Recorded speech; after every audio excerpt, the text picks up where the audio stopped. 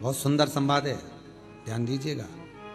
जिसके घर में कमाने वाले दो चार हैं, पैसा तो आ रहा है पर घर में टिक नहीं रहा, डॉक्टर में, पुलिस में, एक्सीडेंट आदि में, कहीं गलत जगह पर, व्यसन में अगर पैसा जा रहा है, जुए में, मांसाहार, मदिरा पान, या कहीं आया पैसा, पैसा आने में कमी नहीं, आ रहा है पर टिक नहीं रहा, रुक नहीं रहा, कोई मांगने आ गया, दे दिया, फिर वहां से अपने पास नहीं आ रहा, अपन कह रहे हैं भैया हमारा पैसा लौटा दो, नहीं आ रहा। तो महाराज शिव महापुराण की कथा कहती है, एकादशी के दिन गंगा के जल में मात्र 7 बेलपत्री डालकर जो नंदीश्वर भगवान अर्थात जो शंकर जी के शिवलिंग के सामने नंदी होता है, उस नंदी के चरण पर गंगा का जल चढ़ाकर बेलपत्री शिव पर समर्पित कर देता है, उसके घर में रुपया रुकना चालू हो जाता है, फिर वो गलत जगह पर नहीं जाता, गलत स्थान पर वो धन जाएगा ही नहीं। बेटा अगर व्यसन में पड़ा हुआ है, मदिरा पान में पड़ा हुआ है, मांसाहार में, जुए आदि में जा रहा है, तुम्हें लग रहा है कि मेरा बेटा गलत मार्ग पर जा रहा है, ये मित्र दोस्ती गलत हो रही है, वो सही जगह पर आ जाए।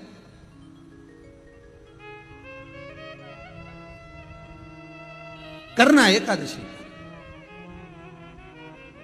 कई लोग इसको धन के लिए भी करते हैं, संपदा के लिए, संपदा के लिए अर्थात जिसका व्यापार नहीं चलता, जिसके घर में पैसा नहीं आता, या नौकरी नहीं लग रही, या सर्विस नहीं लग रही, आप अप्लाई कर रहे हो, जगह जगह जाकर इंटरव्यू भी दे रहे हो और पैसा नहीं आता, तो उसके लिए भी प्रयास किया जाता है। पर उसके लिए यहां पर जो धन के लिए करते हैं, उसके लिए विष्णुपदी के लिए करते हैं। मतलब जैसे गंगा के जल में तुलसी के 11 पत्ते डाले जाते हैं।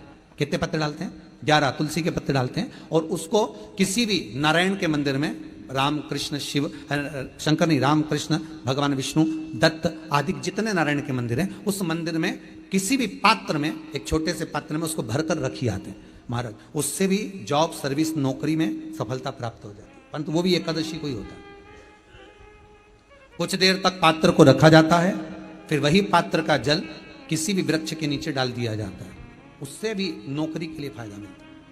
गंगा का जल कोई साधारण नहीं के माध्यम से श्रावण के महीने में ये गंगा लोगों के घर घर तक पहुंचा दी है आपने, उसके लिए बहुत बहुत साधुवाद। शिव महापुराण के रूप में गंगा, शिव महापुराण घर घर तक पहुंचे। कुछ तिथियां होती हैं, जिन तिथियों में अगर आप रोज गंगा का जल शंकर को नहीं चढ़ा सकते, तो शिव महापुराण कथा कहती है, स्कंद पुराण कहती है, विष्णु पुराण कहती है, गर्ग संहिता कहती है, गीता पुरुष गोरखपुर का कल्याण का गंगा अंक कहता है कि कुछ तिथियां भारत की भूमि पर ऐसी वर्णित है जिन तिथियों में भी गंगा का जल हम शिव को अगर एक बूंद भी समर्पित कर रहे हैं, गंगा का जल मात्र एक आधी चम्मच भी, आचमन जितना भी अगर हम शिव को समर्पित कर रहे हैं, तो उसका सुख आनंदित है। जैसे पंचमी तिथि, नवमी तिथि, दशमी तिथि, एकादशी, प्रदोष, पूर्णिमा, अमावस्या, ये तिथियां हमारे यहाँ जो दी गई हैं, इन तिथियों में अगर हम गंगा का मात्र थोड़ा सा जल भी अगर जल के पात्र में डालकर गंगा जी का जल थोड़ा सा भी शिव के पास लेकर जा रहे हैं, तो ये एक भाव अपने भीतर होना चाहिए कि आप केवल गंगा का जल साधारण शिव मंदिर में समर्पित नहीं कर रहे हो, आप गंगा का जल भले अपने घर से लेकर जा रहे हो और थोड़ा सा भी जल ले जाकर अगर शिव भगवान समर्पित कर रहे हो, तो तुम्हारे भीतर ये भाव होना चाहिए कि मैं गंगोत्री से जल भरकर सीधे रामेश्वर में ले जाकर गंगा के जल को समर्पित कर रही हूँ श्रावण के महीने में, या अन्य महीने आप शिव को समर्पित चाहे, ये आपके भीतर एक भाव उत्पन्न, वायुचर या सांसारिक मनुष्य मेरा अगर एकादशी का व्रत करेगा, प्रभु उसके यहाँ धन धान्य वैभव सुख संपदा बढ़ेगी, और उस जीवात्मा को नरक नहीं भोगना पड़ेगा, सीधे वैकुंठ का उसको वास मिलेगा। जब जीव आत्मा को लेकर चला जाएगा, यम के दूत जब बंदी बनाकर ले जा रहे होंगे उस जीवात्मा को, जिसके प्राण छूटे होंगे, यम के दूत जब बंदी बनाकर ले जा रहे होंगे, तब मुझे वर दो कि मैं इसका हाथ पकड़कर बेतन्नी से पार उतार कर सारे नरकों से निकालती हुई आपके धाम में लेकर आऊं। भगवान ने वर दे दिया, तथास्तु। हे एकादशी सुनो, मृत्यु लोक का मनुष्य अन्न का त्याग कर कर, क्योंकि अन्न में एकादशी के दिन पाप पुरुष रहता है, अन्न का त्याग कर कर एकादशी के दिन जो मनुष्य तुम्हारा व्रत धारण करेगा, उस व्रत को करेगा और उस व्रत को धारण करेगा, उसकी मनोकामना पूर्ण होकर वो मेरे ही धाम को जाएगा। एकादशी के दिन जब आप जल शंकर को चढ़ाने तो रोज ही जाते हैं, जब एकादशी का दिन रहे और शंकर जी के मंदिर में आप जल समर्पित करें तो 3 बार मुख से स्वधा स्वधा स्वधा या स्वधा स्तोत्र का पाठ, जिसमें 12 श्लोक। शास्त्र के धर्म अनुसार 2 कर्म है महाराज, या तो एकादशी स्वयं व्रत कर कर मर जाओ तो आपको किसी की एकादशी की जरूरत नहीं पड़ेगी, ठीक है। नहीं तो पंडित जी तो कहेंगे कि मर गई तो 11 एकादशी देना, कोई 5 दे, कोई 2 दो, कोई 3 दो, कोई 4 दो। दूसरा क्रम है 12 दिन के अंदर 12वां हो, उससे पहले घर के लोग जो एकादशी का पुण्य दें वो मिल जाए। गरुड़ पुराण 2 भाग बता रही है। एक तो या तो खुद अपने हाथ से कर कर चले जाओ, या फिर कोई 12 दिन के अंदर कर्म कर दे।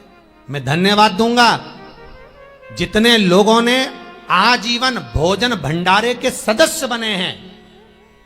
इस कुबेरेश्वर मंदिर प्रांगण में, गौशाला में, वृद्धाश्रम में जितने लोग आए उनके लिए आजीवन भोजन भंडारे के जो सदस्य बने, आप अपने हाथों से राशि जमा कर कर नाम लिखा कर चले जा रहे हो। उसके बाद जाना तो सभी को है, पर वो जो अजर और अमर तुमने नाम लिखा दिया पत्थर पर, और आजीवन तुम्हारा भोजन भंडारा जो चल रहा है उसे कोई घटा नहीं सकता। फिर बच्चे करें ना करें, कोई पुण्य करे ना करे, गरुड़ पुराण कहती है एकादशी स्वयं कर लो। और यदि किसी को देना है तो उसके जीवित रहते दे भी दो। कई लोग कहते हैं हमसे व्रत नहीं रखा जाता, हम उनसे कहते हैं बल्लभ कुल की एकादशी करो, भले बकरी जैसे चरो पर एकादशी करो, खूब खाओ। कौन ने मना करा कि एकादशी पे कुछ खाना नहीं, खूब चरो पर एकादशी करो। फ्रिज के ऊपर चिप्स रख लो, कूलर के ऊपर खिचड़ी रख लो, खीर बना के रख लो अपने पलंग के पास, जहां से निकलो वहीं चरो पर एकादशी करो, छोड़ना नहीं। जेब में भी काजू बादाम तल के रख लो, नहीं हो काजू बादाम तो मूंगफली का दाना सेक के रख लो, चलते चलते निपटाओ पर एकादशी करो। कई लोग कहते महाराज जी हम इतनी एकादशी के व्रत में खाएंगे तो भगवान को बुरा तो नहीं लगेगा। भगवान को काहे को बुरा लगे, काहे को बुरा लगे भगवान। हमारा श्री जी बाबा गोवर्धन नाथ जी तो एक दिन में 8 बार खाता, मेरा गोवर्धन नाथ तो एक दिन में 8 बार खाता। और जगन्नाथपुरी में दुनिया के लोग एकादशी करते, क्या जगदीश एकादशी करते हैं? अरे कोई बता दो, कोई नहीं। इतने लोग जगन्नाथ गए हो गए, दुनिया के लोग एकादशी करे, जगन्नाथ करे, द्वारकानाथ एकादशी करे, नाथ द्वारा में श्री जी बाबा एकादशी करते हैं क्या? कहीं नहीं करते, क्योंकि ठाकुर जी कहते भैया हम तो दिन भर खाते, तुम भी खाओ।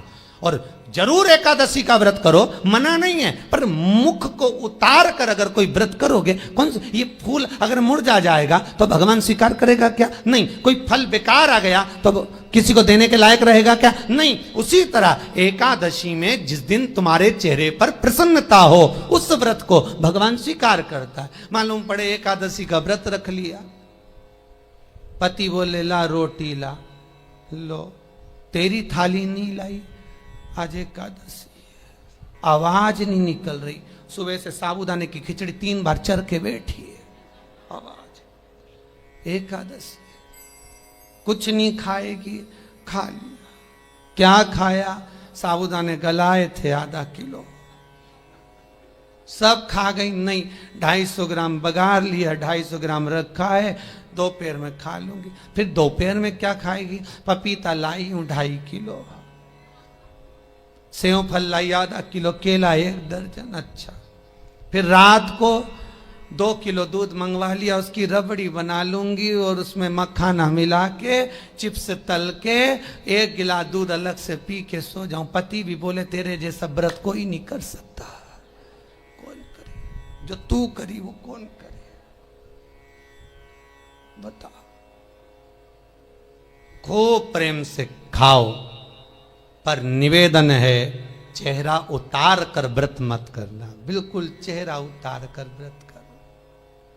आज एकादशी का लोग व्रत करते हैं, करना भी चाहिए कि हम भोजन छोड़ देते हैं, हम ये नहीं खाएंगे। पर शिव महापुराण की कथा कहती है कि एकादशी सफल कब होती है, जब आपकी 5 कर्मेंद्री, 5 ज्ञानेंद्री और 1 मन ये आपके कंट्रोल में हो, तो समझ लो कि एकादशी पूर्ण हो गई और एकादशी का फल आपको प्राप्त। अब हमारी इंद्रियां हमारे कंट्रोल में नहीं है, नेत्र गलत देख रहे हैं, जिह्वा गलत बोल रही है, कान गलत सुन रहे हैं। जब ये हमारी इंद्रियां हमारे कंट्रोल में नहीं होंगी तो हम कितना भी व्रत कर लें, हम चाहे कितने भी भूखे रह लें, तो भी उस व्रत का फल नहीं मिलेगा। व्रत का फल कब मिलता है, जब हमारी इंद्रियां हमारे काबू में। 2 चीजों को याद रखिए, गौदान और एकादशी। श्रीमद वल्लभाचार्य जी ने मायावत का खंडन करा था जगन्नाथपुरी में, और श्रीमद वल्लभाचार्य जी ने कहा था एकादशी मरने के बाद मत दो, एकादशी जीते जी दो। कहा था कि नहीं कहा था? जीते जी दान करिए। इसलिए जगदीश में, जगन्नाथपुरी में एकादशी उल्टी लटकी हुई है। करें अपने दर्शन, जगदीश में एकादशी को उल्टा लटकाया। क्यों? क्योंकि वल्लभ ने कहा कि एकादशी जीते जी दो। कई पंडितों कहते हैं तुम्हारे दादाजी मर गए, जब 12वें का दिन होता है ना, तो पंडित जी संकल्प छुड़ाते हैं, देव एकादशी। बड़े बेटे ने 5 दे दी, छोटी बहू ने 3 दे दी, उसने 2 दे दी, उसने 2 दे दी, तो क्या तुम्हारे दादाजी भिखारी थे जो तुम्हारी एकादशियां लेकर जाएंगे? और तुम कौन होते हो दादाजी को एकादशी देने वाले? तुमने कौन सा इतने पुण्य कर लिए जो तुमने एकादशी दे दी? एकादशी के दान की महत्वता श्रीमद वल्लभाचार्य जी ने कहा कि कोई व्यक्ति अगर खटिया पर सड़ रहा है, पलंग पर तड़प रहा है, हॉस्पिटल में पड़ा हुआ है, तो निवेदन है कि उसको देखने जाओ तो अपनी करी हुई एकादशी में से 2 एकादशी का दान उसको तुरंत दे दो। क्यों? तो जिससे उसको मोक्ष मिल जाए, मरने के बाद नहीं। क्योंकि मरने के बाद तो वो 10वें के दिन, गरुड़ पुराण में लिखा है 10 दिन तक जीवात्मा घर की अटारी पे रहती है। कितने दिन? 10 दिन। 10 दिन के बाद जीवात्मा चली जाती है। कहां जाती है? उसको जहां जाना है। 3 दिन में उसको भोग भोगना पड़ता है जीवात्मा को। 3 दिन नरक का भोग भोगती है, उसके बाद स्वर्ग का भोग भोगती है। 18 दिन में ये प्रोसेस पूरी हो जाती है। कितने दिन? 18 दिन। 18 दिन के बाद में उस जीवात्मा को धान के खेत में पटका जाता है। किसके खेत में? धान के, चावल के खेत में। इसलिए कहते हैं एकादशी के दिन चावल मत खाओ। कहते कि नहीं कहते? और क्या कहते हैं? द्वादशी के दिन चावल खाना जरूरी है। एकादशी का पालना करना है तो द्वादशी को चावल का 1 ग्रास खाओ, तब द्वादशी को चावल खाओगे तो एकादशी लगेगी। चावल नहीं खाओगे तो एकादशी नहीं लगेगी। द्वादशी को चावल खाना जरूरी है। क्यों कहते हैं? क्योंकि धान के खेत में जीव को छोड़ा जाता है, उस धान के खेत में, चावल के खेत में जीवात्मा रहती है। उसको चिड़िया खाती है तो चिड़िया के रूप में जन्म लेता है, मनुष्य खाता है तो मनुष्य के रूप में जन्म लेता है। इसलिए एकादशी के दिन चावल नहीं खाया जाता, क्योंकि एकादशी के दिन हम चावल खाएंगे तो जीव हत्या का दोष लग जाएगा। फिर कब खाना है? द्वादशी के दिन। द्वादशी के दिन क्यों खाया जाता है? क्योंकि हम एकादशी के व्रत करे रहते हैं, और पहला घासा जब चावल का खाते हैं तो अपनी करी हुई एकादशी का पुण्य, जितने जीव हमारे मुंह में जाते हैं उनको उसका पुण्य मिल जाता है, और उनका फिर जन्म नहीं होता, वो तर जाते हैं, उनको एकादशी का भाग मिल जाता है। इसलिए कहते हैं एकादशी को चावल मत खाओ, पर द्वादशी को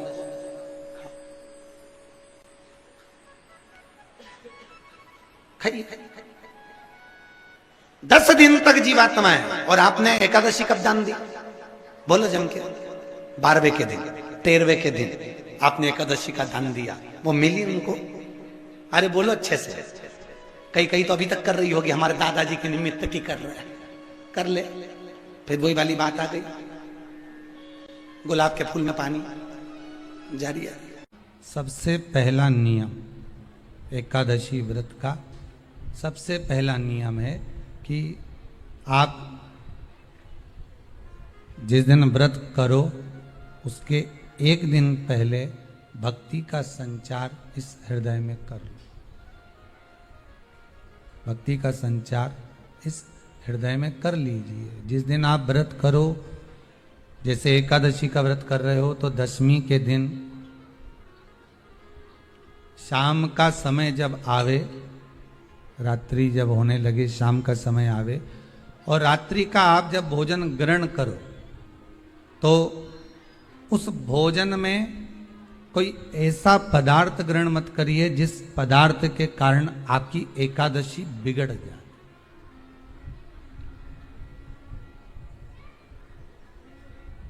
कोई बेकार भोजन हमें ग्रहण नहीं करना। श्रेष्ठ भोजन ग्रहण करिए दशमी के। और एकादशी का दूसरा नियम बहुत ध्यान से सुनिएगा। जिस दिन आपकी एकादशी का व्रत हो उस दिन प्रयास करिएगा कि अपने हाथ से किसी भी वृक्ष की कोई पत्ती टूटे ना। अपने हाथ से किसी भी वृक्ष की, पौधे की, किसी भी वृक्ष की पत्ती अपने हाथ से ना टूटे। बहुत ध्यान दीजिएगा महाराज। एकादशी का ये दूसरा नियम है कि अपने हाथ से किसी पौधे की, किसी वृक्ष की, किसी डाली की कोई पत्ती टूटे ना, कोई पत्ती ना टूटे, इसका प्रयास करिए।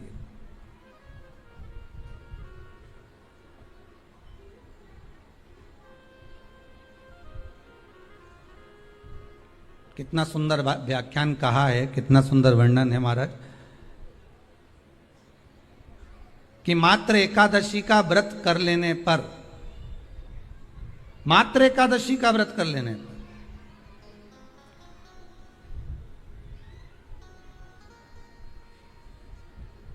जो पूर्व में किया गया हमारा पाप कर्म है, हमने किसी जीव की हत्या करी है, हमने किसी को कष्ट प्रदान करा है, हमने किसी को अपशब्द कहा है, हमने किसी को ताने दिए, हमने किसी को आड़ा टेढ़ा कहा है, हमने किसी को गालियां दे दी है, मात्र एकादशी का व्रत ही कर लेने पर ये सारे जो दोष हैं वो समाप्त हो जाते हैं।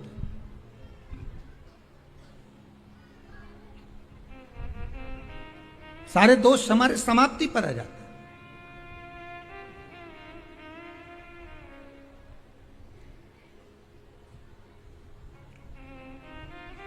अब एक विचार करिएगा थोड़ा सा अपने मन में, अपने चित्त में, अपनी वृत्ति में एक बात उतारिएगा। एक अपने मन में एक बात को उतार कर रखिएगा कि आप अपने पाप को, अपने पाप कर्म को जिस दिन छिन्न करने वाले हो, समाप्त करने वाले हो, अपने पाप को आप जिस दिन समाप्ति पर लेकर जा रहे हो, तो उसके एक दिन पहले आपको प्रसन्नता होना चाहिए कि नहीं होना चाहिए कि कल मेरा पाप कटने वाला है, कल मेरा पाप समाप्त होने वाला है, जो मैंने पाप कर्म करा है वो समाप्त होगा, जो मैंने पाप कर्म करा है वो कल समाप्त हो जाएगा। तो एक दिन पहले आपके चेहरे पर प्रसन्नता हो कि ना हो?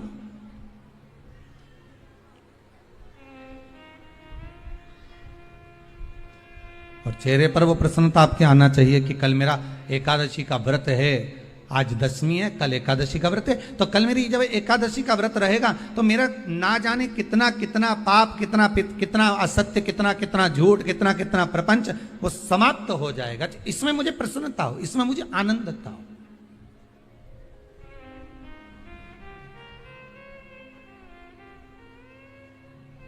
तो क्या कहा गया कि प्रयास करिएगा कि एकादशी के दिन कोई वृक्ष की, कोई डाली की, कोई कोपल की कोई पत्ती ना तोड़ी जाए। क्यों? तो कहा अगर उस पत्ती को हम तोड़ देते हैं, वृक्ष की पत्ती को या क्यारे में लगी हुई कोई डाली की पत्ती को हम तोड़ देते हैं तो एकादशी का पुण्य फल प्राप्त नहीं होता, एकादशी का कोई फल हमारे खाते में नहीं जाता, पुण्य फल प्राप्त। अब फिर भले तुम चाहे तुमने मोरधन खाया हो, चाहे तुमने फिर चिप्स खाई हो, चाहे तुमने फिर व्रत का कितना ही सामान खा गए हो और तुमने सोचा कि आज मेरी एकादशी है, तो फिर उसका कोई फल प्राप्त नहीं है, उसका कोई सुख प्राप्त नहीं है। पांचवा नियम कहा, जिस दिन आपका व्रत रहे किसी निंदक से बात ना करें। निंदक जानते हो? भाई दूज के दिन, दिवाली की जो भाई दूज होती है ना, होली दिवाली की जो दूज होती है, उनमें ऐसा गोबर का भाई दूज बनाते हैं और पास में एक चुगलखोर भी बना है और चुगलखोर के ऊपर ऐसा भाटा दर्द है, एक पत्थर। अब तुम्हारे उधर रखे कि नहीं रखे हमें नहीं मालूम रहे हो, जितने आस्था पे सुन रहे हो, पर हमारे इधर तो ऐसा रहता है गोबर का भाई बहन बनाए और उसकी पूजन करे, उसके पास में एक गोबर का चुगल चोर भी बनाए, उसके ऊपर भाटा दर्द। कथा कह रही है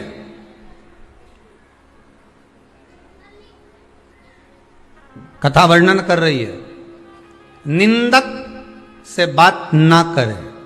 मान लो किसी ने आकर आपको निंदा कर भी दी तो तुरंत सूर्य नारायण भगवान का दर्शन करें और 3 बार उनका दर्शन कर कर नेत्र बंद करें, तब जाकर वो निंदा जो अंदर गई है अंदर पवित्रता प्रदान करेगी, तब जाकर एकादशी का व्रत लगेगा। पहले तो प्रयास करो, अगर जो निंदा करने आता है ना तो उसको उस दिन एकादशी वाले दिन दरवाजे पे लिख दो कि चुगल चोट्टा उन अंदर नहीं आए। तुम तो लिख दो, तो इतना लिखने में तुम दरवाजे पे वैसे भी तो लिखते हो, कुत्ता से सावधान, अंदर कुत्ता है। अब जब तुम इतनी बड़ी बात लिख रहे हो कि अंदर कुत्ता है, तो अंदर जाने वाले को पहले समझना पड़ेगा कि अंदर कितना कुत्ता है। पहले तुमने तो लिख दिया कि अंदर कुत्ता है, तो समझना तो पड़ेगा नहीं कि अंदर है कितना। तो तुम दरवाजे पे लिख दो कि निंदा करने वाला चुगल चोट्टा, आज एकादशी का दिन है, हमारी मम्मी का एकादशी का व्रत है। एक इतना बड़ा कंप्यूटर से निकालो, एकादशी के दिन सेलो टेप लगा के चिपका दो, चुगल चोट्टा होन अंदर नहीं आए, आज हमारा एकादशी का व्रत है। कुछ बिगड़ेगा क्या? दरवाजा अपना, घर अपना, और जिसके बुरा लगे बाहर जा, बता। पर निंदक का अगर मुख देखो तो सूर्य का दर्शन, एकादशी के अंतर्गत वर्णन किया, व्रत के नियम 18, उसमें से एक नियम। फिर कहा जीव की हत्या ना करे, अगला नियम है, अपने द्वारा जीव की हत्या ना हो, प्रयास करना, किसी को कष्ट ना हो। 18 नियम में से एक नियम और, प्रयास करिएगा एकादशी जब भी करें तो द्वादशी से जुड़ी हुई करें, दशमी से जुड़ी हुई एकादशी कम करें। जो वैष्णवों की एकादशी कौन सी होती है? जो एकादशी द्वादशी से जुड़ी हो, दशमी से नहीं। दशमी से जुड़ी हुई एकादशी व्रत कहलाती है, और द्वादशी से जुड़ी हुई एकादशी पुण्य फल प्रदान कर कर वैष्णवों को भगवान के चरण में छोड़ आती है। इसलिए एकादशी द्वादशी से जुड़ी हुई होना चाहिए।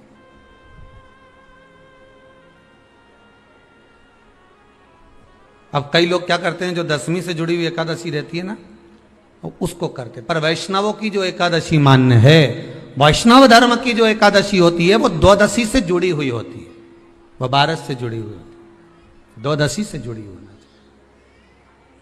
महाराज। तो वो वैष्णव जो एकादशी होती है, वैष्णवों की एकादशी होती है, वो द्वादशी से जुड़ी हुई पूर्णता का सुख देने वाली होती है। हमें घटने के साथ नहीं चलना, ध्यान दीजिएगा। हमें किसके साथ चलना है? बढ़ने के साथ, क्योंकि हमको आगे बढ़ना है कि पीछे आना है।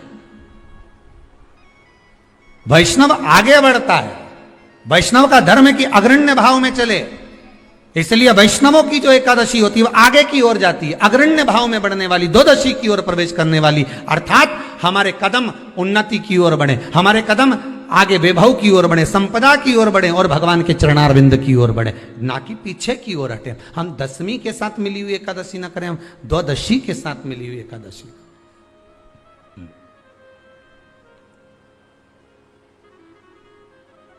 वैष्णव एकादशी।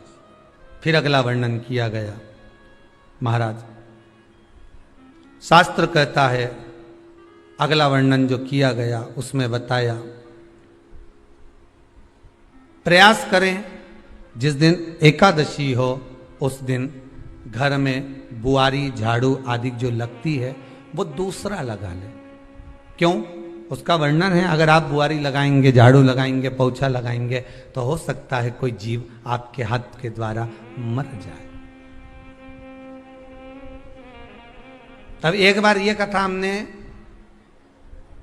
काशी में कह दी थी, तो एक अम्मा खड़ी हो गई और उन्होंने कहा, महाराज जी हम तो दोनों ही हैं,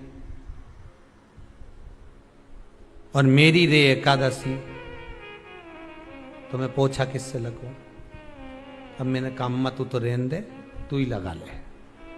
अब हम कह दें कि अब एक तो बोल रहे कि हम घर में 2 और आप कह रहे हो कि जिसका व्रत रहे वो पोछा ना, तो मत लगाओ, छोड़ दो एक दिन, कोई जरूरी है झाड़ू लगा लिया सब पोछा। तो प्रयास करो कि कोई जीव ना मरे, प्रयास करो।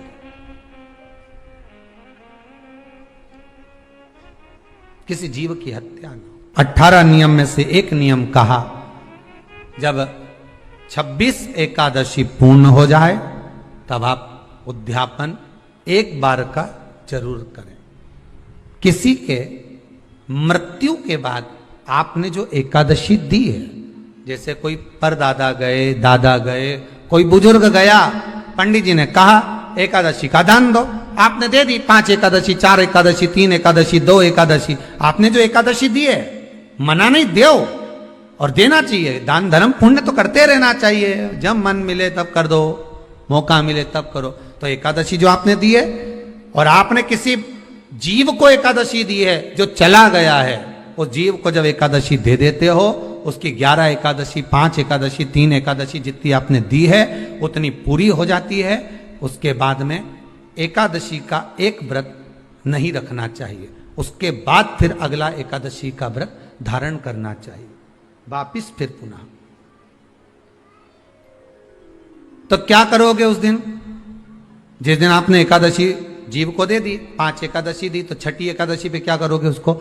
ये नहीं कि आपको अन्न खाना है, आपको व्रत नहीं रखना, पर आपको अन्न का सेवन नहीं करना। उस दिन दूध की सामग्री, कोई फ्रूट्स, कोई फल आपको उस दिन ग्रहण कर लेना, पर आपको ये नहीं करना है कि हमने तो एकादशी करी नहीं है आज, तो हम अन्न खा लेंगे। नहीं, कथा में वर्णन आया था, कल कथा में कहा था, मुर को जब मारने का समय आया, पाप सामने आ गया, भगवान ने उस पाप को किस में ले जाकर छोड़ा? पाप पुरुष को अन्न के भीतर। पाप पुरुष कहां गया? अन्न के भीतर। एकादशी के दिन एक दिन पाप पुरुष अन्न के भीतर रहता। एकादशी का अगला वर्णन ध्यान से सुनिएगा।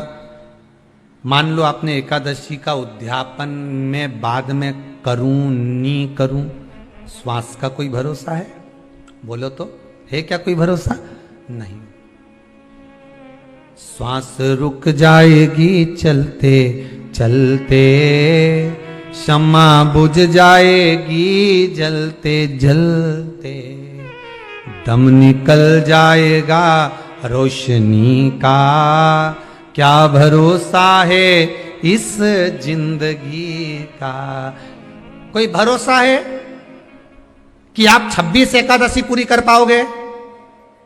नहीं, किसी ने देखा हो तो बात दूसरी। एक बार वो युधिष्ठिर के सामने कोई मांगने के लिए, एक दरवाजे पर कोई दान मांगने के लिए आ गया युधिष्ठिर के पास, और युधिष्ठिर ने कह दिया, महाराजा युधिष्ठिर बोले कल आकर ले जाना, कल आओ ले जाओ। भीम ने एक ढोल उठाया और बजाना प्रारंभ करा, और साहब बजाया कि सारे लोग इकट्ठे हो गए। सबने पूछा हुआ क्या भीम, कौन सी खुशी की बात है, बात क्या है? तो भीम बोले मेरे भैया ने काल को जीत लिया। काल को जीत लिया मतलब मेरे भैया बोले कि कल आ जाना, हम तुमको दान दे देंगे। मतलब मेरे भैया जानते हैं कि कल तक मरेंगे नहीं, प्राण नहीं छूटेगा, मतलब इन्हें काल को जीता। ये समझ वाली बात है। आप हो, हम हो, कोई भी संसार का मनुष्य काल को नहीं जीता। जन्म मरण परण 3 भगवान के हाथ में है।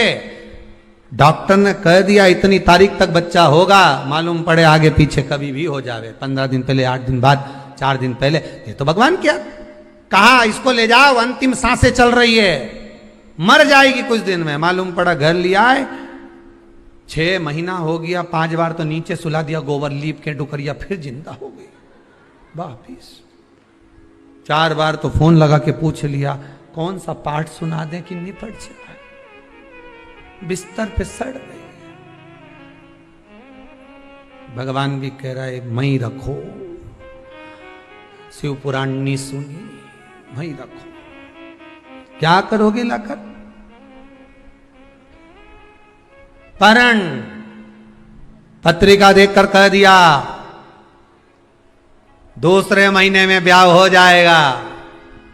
मालूम पड़े बीच में लॉकडाउन फंस गया, 1 साल तो यूं ही निकल गया। अब फिर पंडित जी से कहा, आपने तो कहा था 2 महीने में हो जाएगा। पंडित जी बोले लॉकडाउन भी तो आ गया था, क्या करें।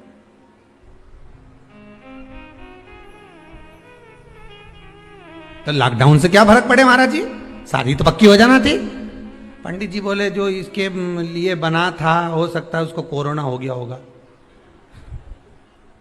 तो भगवान भी दूसरा ढूंढ लिया है, टाइम लगेगा, अभी समय लगेगा। कोई कितना ही कह दे कि इतने समय तक विवाह हो जाएगा, शादी हो जाएगी, पर जब तक उसने बंधन नहीं लिखा तब तक बंधना मुश्किल है। जन्म मरण परण 3 शिव के हाथ है, मेरे भगवान के हाथ में। 3 भगवान के पास में है, 3 वो भगवान के पास रहेगा। कोई कितना ही करे, ना आपका ना हमारा, क्या भरोसा है इस जिंदगी का, क्या भरोसा है, आज है कल नहीं, क्या भरोसा। तो फिर मान लो हमने 7 एकादशी का व्रत कर लिया और उद्यापन नहीं कर पाए, 26 का इंतजार कर रहे थे और उससे पहले निपट गए, तो फिर उद्यापन ऊपर करोगे? अरे बोलो तो सही, उद्यापन कहां करोगे? सारे व्रतों में केवल एक व्रत ऐसा होता है एकादशी का, जिसका उद्यापन पहली एकादशी पर भी कर सकते हो। सारे उद्यापन में केवल एक उद्यापन ऐसा होता है, सारे व्रतों में एक व्रत का उद्यापन ऐसा होता है, वो है एकादशी का। ये जरूरी नहीं कि 26 पूरी होगी तभी तुम करोगे, या तो पहली में ही कर लो या फिर 26 पूरी हो तब कर। पर उद्यापन अगर तुमको ऐसा लगे कि हाँ मैं अभी तो जीऊंगी हो, अभी तुम्हारा बाल भी धोला नहीं हुआ, तुमको ऐसा लगे तो अभी तो मैं तो बढ़िया, तो फिर भले मत करो। पर एकादशी का नियम कह रहा है, एकादशी का यहां 18 नियम में से एक नियम कह रहा है कि एकादशी का उद्यापन पहली एकादशी पर भी हो सकता है, पहली पर भी कर सकते, फिर तुम्हारा मन पड़े तब। क्यों? तो पहली पर करने से क्या फल मिलेगा? तो एकादशी की नियमावली कहती है, अगर मान लो आपने पहली एकादशी पर भी उद्यापन कर लिया, इसके बाद में जितनी एकादशी करोगे वो सारी तुम्हारे खाते में जुड़ती जाएगी। मतलब बैंक में खाता खोल लो, ठीक है, खाता खोल लिया, अब जितना कमाता जाओगा उसमें डालते जाओ, जितनी कमाई करके लाओगे उसमें जमा करते जाओ। एकादशी एक बार उद्यापन पहले में भी हो गया तो बाकी का पुण्य तुम्हारे खाते में आ जाएगा, उसका पुण्य। एकादशी का उद्यापन बड़े महीने में माघ शुक्ल एकादशी के दिन, माघ का महीना हो, शुक्ल पक्ष की, जम के बोलिए, एकादशी हो, प्रयास करना कि आप उद्यापन करें, भले 5, 10, 11, 12 जितनी एकादशी हो जाए, 26 हो जाए तो ज़्यादा अच्छी है, नहीं तो आप करें तो माघ महीने की शुक्ल पक्ष की एकादशी के दिन आप उद्यापन करें, प्रयासरत करें, प्रयास।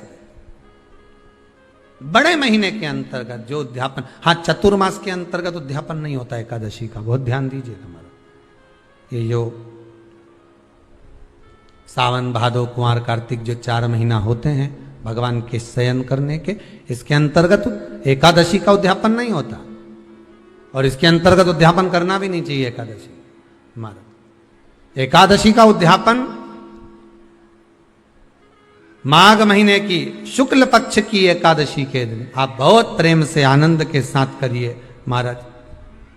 परंतु एकादशी के उद्यापन में सबसे ज्यादा अगर कुछ जरूरी होता है तो 24 तरह का नैवेद्य जरूरी होता है। कितने तरह का? 24 तरह का नैवेद्य। अब आप कहोगे गुरुजी उद्यापन हम कर रहे हैं एकादशी का, तो उसमें तो फलहार का हमें नैवेद्य बनाना चाहिए। तो फिर ये पुराण के अंतर्गत स्कंद पुराण में ये चीज लिखी है कि एकादशी का जब उद्यापन करते हैं तो 24 तरह का नैवेद्य बनाकर सिद्ध करते हैं। 24 तरह का नैवेद्य जान रख लेना, हलवा बना लो, खीर बना लो, पूड़ी बना लो, सब्जी बना लो, पकौड़ा बना लो, भजिया बना लो, ऐसे 24 तरह का नैवेद्य अलग अलग चाहिए। पर लोग क्या करते हैं, खोपरा पाक बनवा लेते हैं 1-2 किलो और 24 जगह रख देते हैं। स्वीकृत नहीं है। 24 तरह का नैवेद्य रखा जाता। महाराज एकादशी के दिन भगवान का पूजन का पूरी तैयारी कर कर मंडल आदि बनवाकर विद्वान ब्राह्मण को बुलाकर, कर्मकांडी ब्राह्मण को बुलाकर जो भगवत सेवा में एकादशी का उद्यापन कराए, उन ब्राह्मण के चरणों को नमन कर कर, प्रणाम कर कर एकादशी का पूजन करवाइए और उस मंडल की पूजन कराकर हवन द्वादशी को कराइए। एकादशी को हवन नहीं, एकादशी के उद्यापन का जो हवन होता है वो द्वादशी को।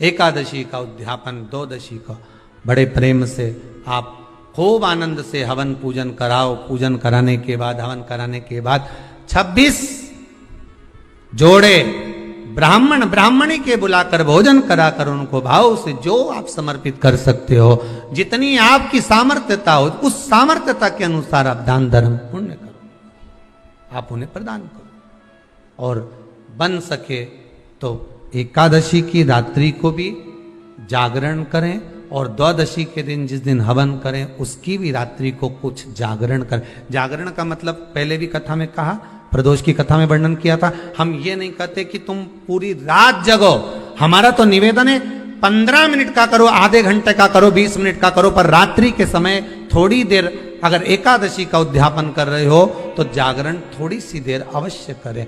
नहीं कर सकते अकेले बैठकर राम नाम जप लें, भजन कर लें, पर करो।